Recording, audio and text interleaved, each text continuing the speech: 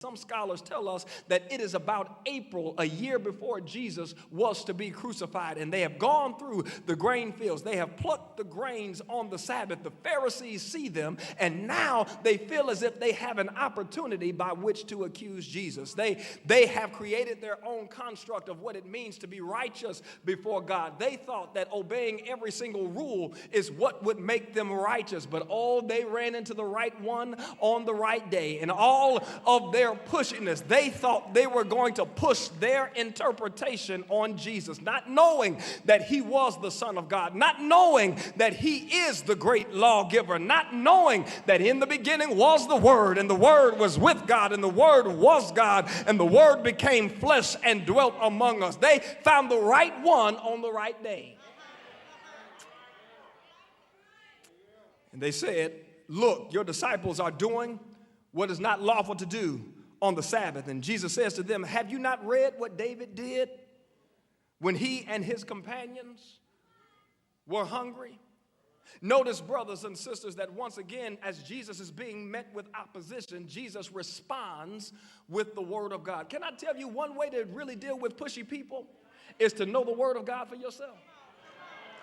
That folks cannot trick you when you know that you know what the Word of God says concerning you. This is not unlike what Jesus experienced as he was tempted in the wilderness. We see this in Matthew chapter 4. Every time Satan tried to tempt Jesus, Jesus responded with the Word of God. I'm trying to help you to understand, anytime the world pushes you, you got to push back on pushing people with the Word of God. They said to Jesus, the Pharisees said to Jesus, "Don't you see your disciples? Don't you see your followers doing what is unlawful on the Sabbath?" And Jesus responds with the Word of God. He responds with 1 Samuel 21. He said, "Don't you know what David and his companions did? When David and his companions were hungry, they found themselves in the temple, and they took the bread of presence." The bread of presence was replaced every week, but it was an offering unto God, and it was a responsibility that was relegated only to the priests. Only the priests could touch the bread of presence. David was a king, but David was not a priest. David was a prophet, but David was not a priest. And the men that were with David were not even prophets.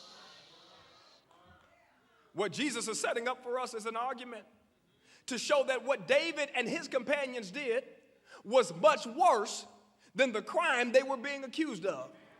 Jesus is suggesting to the Pharisees that since you know the Word, you will recall that David and his companions took the bread of presence and they ate it, and they were not punished for it.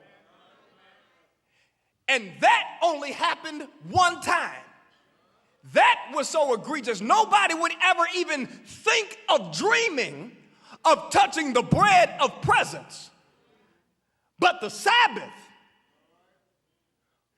which was made for man, and man was not made for Sabbath. The Sabbath can be broken if it means helping the quality of somebody's life.